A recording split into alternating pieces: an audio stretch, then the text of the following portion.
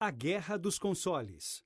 Console Wars conta a história da indústria de videogames e como ela sofreu uma revolução nas últimas décadas. No início, a Nintendo dominava o mercado e ditava todas as tendências e tudo o que acontecia. Com o surgimento da Sega, as coisas mudaram e uma revolução começou a acontecer. Os investimentos em inovação e tecnologia cresceram e os novos players do mercado queriam se posicionar como os melhores. Essa competitividade crescente trouxe grandes benefícios para a indústria e para os gamers, e deu início a uma guerra para conquistar a preferência dos consumidores. Se você quer entender mais sobre o que aconteceu e descobrir como uma pequena empresa conseguiu superar uma gigante e revolucionar a indústria, esse microbook é para você. Nintendo, a primeira gigante. Hoje em dia, os gamers têm acesso fácil e rápido a seus jogos favoritos. Se você quer jogar um videogame, tem inúmeras opções a seu alcance, podendo escolher entre jogos de tiro em primeira pessoa ou jogos de fantasia, entre console dedicado, PC ou dispositivos portáteis. Se você tivesse um console em 1990, ele provavelmente teria sido desenvolvido e fabricado pela Nintendo. A Nintendo é uma empresa japonesa de eletrônicos e dominava completamente o mercado de videogames. Nos Estados Unidos, a empresa era dona de quase 90% do market share da época. Essa dominância do mercado ocorria pois a Nintendo decidia e controlava com mãos de ferro quais empresas podiam criar os jogos para seus consoles. E para garantir que a qualidade dos jogos da Nintendo sempre fosse superior, nenhum parceiro poderia desenvolver mais de 5 jogos por ano. Além disso, a Nintendo definia que o preço mínimo de um jogo deveria ser de $10. Essa política garantia que a Nintendo recebesse muitos lucros em seus jogos famosos, como Street Fighter 2, desenvolvido pela Capcom, e também permitia que controlasse de perto quais empresas produziriam os jogos para seus consoles. Obviamente, a Nintendo estava protegida por sua influência no mercado. Quando um grupo de desenvolvedores tentou criar jogos para o console sem a aprovação da Nintendo, foram processados. Para muitos desenvolvedores, a ameaça de perder a permissão da Nintendo poderia resultar em uma expulsão total do mercado, e isso os mantinha leais às imposições da empresa. No entanto, ser um líder de mercado tem seus lados negativos. A Nintendo precisava continuar vendendo novos produtos e assumia grandes riscos para manter sua posição no mercado. Isso fez com que muitos produtos criados pela Nintendo fossem de péssima qualidade, e na pressa para lançar novos produtos, a empresa cometeu alguns erros. Por exemplo, quando a empresa lançou seu console de 16 bits em 1991, o Super Nintendo, que não era compatível com os jogos dos consoles anteriores. Isso deixou muitos clientes furiosos, pois foram forçados a comprar seus jogos favoritos novamente. Esse tipo de erro, combinados com a ira dos fabricantes de jogos que a Nintendo expulsou do mercado, criaram uma abertura no mercado para que surgisse um novo competidor. Esse competidor era a Sega, que estava pronta para se aproveitar das fraquezas da Nintendo. Sega, surge um desafiante. Quando a Sega entrou no mercado de videogames, ninguém esperava que a empresa pudesse tomar o mercado da dominante Nintendo, mas foi exatamente isso que aconteceu. Mas como uma empresa pequena como a Sega conseguiu conquistar seu espaço e se impor contra uma grande empresa que dominava 90% do mercado? A Sega identificou o nicho de mercado perfeito. Ao apontar todas as falhas da Nintendo, a Sega conseguiu criar uma imagem de mercado que era exatamente o oposto. Um dos pontos fracos da Nintendo era o fato de ser vista como uma empresa supercontroladora. Muitos gamers também sentiam que a Nintendo estava muito focada em jogos infantis. A Sega, por sua vez, decidiu oferecer mais liberdade para os desenvolvedores de jogos e encorajou o desenvolvimento de mais títulos para adultos. Como resultado, uma parte dos jogos da Sega era muito mais diversa, já que os desenvolvedores tinham liberdade para criar o que quisessem. Além disso, a Sega considerava muito importante que a marca da empresa fosse contrária à imagem infantil da Nintendo. Ela queria ser vista como radical e até mesmo rebelde. Até mesmo Sonic, o Hedgehog, o mascote da Sega, foi desenhado para ser um contraste ao personagem principal da Nintendo, o Mario. Quando a Sega lançou seu console de 16 bits, o Genesis, também chamado de Mega Drive na Europa, Ásia e aqui no Brasil, a empresa incluiu o jogo do Sonic gratuitamente. Enquanto Mario era simples, um desenho familiar e amigável com um bigode, Sonic era espinhoso, brilhante, não seguia regras e se movia muito rápido, assim como a Sega. O personagem Sonic foi um sucesso instantâneo e se tornou rapidamente um ícone pop, à medida que muitas pessoas, não só os gamers, acreditavam que a atitude de Sonic capturava a velocidade e a rebeldia da década. A estratégia de marketing Sega. Muitas empresas se colocam contra seus principais competidores em suas campanhas de marketing. Eles aproveitam a publicidade para conquistar novos clientes, usando ousadia e coragem em seus comerciais. Um exemplo disso é o comercial clássico da Pepsi, onde ela desafia a Coca-Cola sobre quem tem o melhor sabor. A SEGA também utilizou um marketing comparativo para ganhar vantagem sobre a Nintendo, em relação à imagem da empresa, mas não parou por aí. Sua estratégia de vendas também buscava capitalizar em cima da diferença entre as duas empresas. Quando a Nintendo lançou seu console de 16 bits, o Super Nintendo, ou SNES, a SEGA fez uma turnê pelos maiores shoppings dos Estados Unidos apresentando seu produto, o Genesis, chamando o evento de SEGA World Tour. A estratégia era procurar por clientes que estavam prestes a comprar o SNES da Nintendo. A turnê apresentou a empolgação do Sonic the Hedgehog, em contraste com o velho Mario da Nintendo, e foi um grande sucesso. O Genesis continuou a vender muito, apesar do lançamento do SNES. Outro desafio surgiu quando ambas as empresas lançaram uma versão de Mortal Kombat, um jogo de luta muito popular. A Nintendo tentou fazer sua versão ser menos realista, fazendo com que seus lutadores sangrassem com a cor cinza ao invés do vermelho. Já a SEGA ofereceu uma versão sem censuras, com sangue vermelho e com uma opção para digitar um código especial e tornar o jogo ainda mais sangrento. A versão da SEGA foi muito mais popular. Embora a Nintendo tivesse um orçamento de marketing muito maior, a SEGA revolucionou os lançamentos de jogos com uma abordagem muito mais barulhenta. Anteriormente, para comprar um jogo, você precisava ir a um vendedor e procurar as novidades.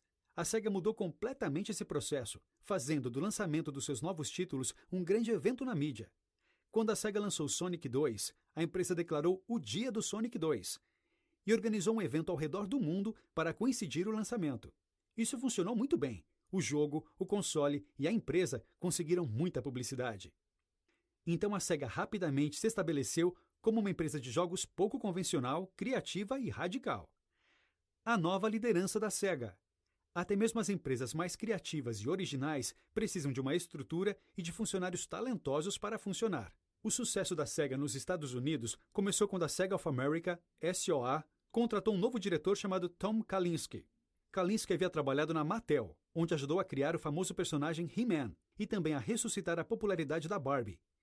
Quando Kalinske assumiu a SEGA, ele precisou primeiro ganhar a confiança dos funcionários da empresa. Houve um grande problema com um funcionário em especial, Shinobu Toyoda. Muitos colegas de Toyoda acreditavam que ele era um espião da filial japonesa da empresa. Kalinske precisou acabar com isso e declarou abertamente sua confiança em Toyoda e encorajou os outros a fazerem o mesmo. Kalinske unificou a empresa, criou um espírito de time e desenvolveu uma atmosfera positiva e criativa. A SEGA precisava disso. A empresa só poderia superar um de seus maiores obstáculos, a distribuição, se seus funcionários trabalhassem juntos. Muitos revendedores tinham medo de perder seus clientes da Nintendo se estocassem produtos da SEGA. Então o time da SEGA precisou trabalhar para persuadir os revendedores de que isso não era um problema. Por exemplo, a SEGA precisou se esforçar muito para convencer o Walmart a estocar seus produtos. Os diretores da SEGA precisavam se encontrar regularmente com os executivos do Walmart, enquanto o departamento de marketing trabalhava por horas para definir estratégias eficientes de publicidade. Os esforços da empresa em relação ao Walmart deram certo. Fazer as coisas no tempo certo também era uma habilidade dos executivos da SEGA. Eles eram especialistas em descobrir quando lançar campanhas de publicidade ou novos produtos, e a empresa continuou a crescer. A SEGA também precisava antecipar as mudanças de preços da Nintendo e agir de acordo com elas. Em uma ocasião, executivos descobriram que a Nintendo iria reduzir o preço dos seus consoles uma noite antes do anúncio público. O time da SEGA trabalhou durante toda a noite e conseguiu diminuir o preço do seu console primeiro. Então os consumidores pensaram que a Nintendo estava apenas copiando a SEGA. Quando Mortal Kombat foi lançado, a SEGA ultrapassou a Nintendo como líder do mercado, e esse foi o auge da empresa. Hoje os consoles da SEGA estão apenas nas nossas memórias. As escolhas da SEGA mudaram o rumo das coisas. Existem dois caminhos principais para as empresas de jogos como a Nintendo e a SEGA em termos de crescimento. Você poderia criar um novo software, desenvolvendo jogos, ou criar um novo hardware, desenvolvendo consoles. Tomar essa decisão estratégica é complicado. Você precisa considerar qual das estratégias vai exigir mais tempo e esforço, e quais as escolhas vão aumentar as vendas. No entanto, a SEGA sabia o que queria. Ela optou pela rota do hardware, que era uma decisão arriscada. Quando o Genesis e o SNES precisavam ser atualizados, a Nintendo e a SEGA usaram estratégias muito diferentes. A Nintendo não arriscou e desenvolveu o Super FX Chip, que oferecia uma simples atualização para seu console. A Sega, por outro lado, tentou revolucionar e criou o Sega CD, que tinha uma tecnologia superior à atualização da Nintendo, mas também um custo muito maior de desenvolvimento, e por isso era muito mais caro para os clientes. Embora sua tecnologia fosse inovadora, o custo era excessivo e poucas pessoas compraram o produto. A Sega também hesitou com um console que substituiu o Genesis, o Sega Saturn. A empresa não conseguiu oferecer jogos novos e de alta qualidade para o Saturn, o que não deixou seus clientes satisfeitos. A Sega tinha se tornado lenta e não conseguia responder ao mercado por oferecer muitos dispositivos diferentes aos seus clientes. Além do Genesis e do Saturn, a empresa também tinha o Game Gear. Com 3 plataformas, os desenvolvedores de jogos não sabiam por onde começar e não conseguiam desenvolver títulos para tantas tecnologias diferentes. Além disso, a Sega não conseguiu cobrir toda a demanda pelo Saturn. Ela estava lutando para fabricar e distribuir consoles para os fãs, o que fez com que muitos deles se voltassem contra a empresa, freando seu crescimento acelerado. A gota d'água veio quando a Nintendo lançou seu jogo Donkey Kong Country em 1994. Assim terminou o breve momento da Sega no topo do mundo dos jogos, e a Nintendo recuperou sua posição, ultrapassando a Sega em vendas. O controle excessivo da Sega Japão atrapalhou seu crescimento nos Estados Unidos. Nós normalmente pensamos nas empresas como uma grande entidade. Existe uma General Motors, GM, uma General Electric, GE, uma Nintendo e uma Sega. No entanto, as estruturas dos negócios são muito mais complexas. A Sega of Japan, SOJ, era a Sega original, localizada no Japão. Havia a subsidiária Sega of America, SOA, que ficava nos Estados Unidos e era comandada por Tom Kalinske. Curiosamente, a Sega americana teve muito mais sucesso do que a Sega Japão. Nos Estados Unidos, a Sega era uma líder de mercado, mas sua empresa-mãe nunca alcançou o mesmo status no Japão. As estratégias de mercado da Sega americana eram mais lucrativas, mas também muito diferentes. A Sega Japão não estava pronta para assumir os riscos que a Sega americana assumiu. Al Nielsen, o diretor global de marketing da Sega americana, percebeu isso quando viajou para o Japão e jantou com seus colegas da matriz. Seus colegas japoneses pediram um prato para ele chamado fugu, um peixe que, se não for preparado corretamente, pode ser venenoso. Nielsen experimentou e então ofereceu um pouco a seus colegas, que não aceitaram. Com isso, Nielsen percebeu que a Sega Japão e seus funcionários gostavam de segurança, diferente do time da Sega americana. A Sega Japão só permitia que a Sega americana tivesse independência no começo, porque Hayao Nakayama, o diretor da Sega Japão, confiava em Kalinske. No entanto, a Sega Japão começou gradualmente a tirar essa liberdade da Sega americana. A matriz escutava cada vez menos aos comentários da Sega americana ou simplesmente ignorava todos eles. Outro ponto importante da história aconteceu quando a Sega Japão ignorou a Sega americana na questão do ciclo de vida do console Genesis. A Sega americana havia calculado que ela acreditava ser a vida útil ideal para o console, mas a Sega Japão desenvolveu cálculos completamente diferentes. A Sega Japão decidiu seguir seus próprios cálculos e tirou o aparelho das prateleiras quando ele ainda vendia bem. Essa decisão acabou custando à empresa sua posição como líder no mercado americano de consoles. Não se abrir para parcerias pode ter sido o erro definitivo da Sega. Em um mercado acelerado e criativo como o de videogames, não é incomum que diferentes empresas trabalhem juntas, especialmente se elas possuem habilidades compatíveis. Entretanto, infelizmente para a Sega, essa não era a filosofia de sua empresa matriz. A Sega Japão se recusou a cooperar com outras empresas porque não queria perder o controle que tinha sobre seu próprio negócio. Uma das joint ventures recusadas era um negócio potencialmente lucrativo, com a empresa japonesa de eletrônicos Sony. A Sony estava interessada em entrar no negócio de videogames, mas estava mais interessada em desenvolver os softwares do que os hardwares. Essa era uma grande oportunidade para a Sega, especialmente porque a Sony tinha experiência com CD-ROMs. No entanto, a Sega Japão recusou a oferta, mesmo depois de extensas negociações entre as empresas. Esse erro acabou prejudicando muito a Sega. Como a Sony não podia colaborar com a Sega, ela decidiu desenvolver seu próprio console, o PlayStation. Quando o PlayStation foi lançado, superou o Sega Saturn em todos os aspectos possíveis, em termos de vantagens competitivas. A recusa da Sega em colaborar com outras empresas não foi só com a Sony. A empresa também começou a conversar com a Silicon Graphics, SGI, para produzir jogos 3D, mas desistiu e recusou a parceria. Kalinske ficou tão frustrado por ser forçado a recusar outra parceria que deu o telefone da Nintendo para a SGI. Até mesmo internamente, a Sega Japão não queria fazer acordos com a Sega americana. Inicialmente, as spin-offs americanas da Nintendo e da Sega só podiam produzir jogos com a aprovação das matrizes japonesas. Porém, a Nintendo decidiu dar mais liberdade à subsidiária americana para desenvolver seus próprios jogos.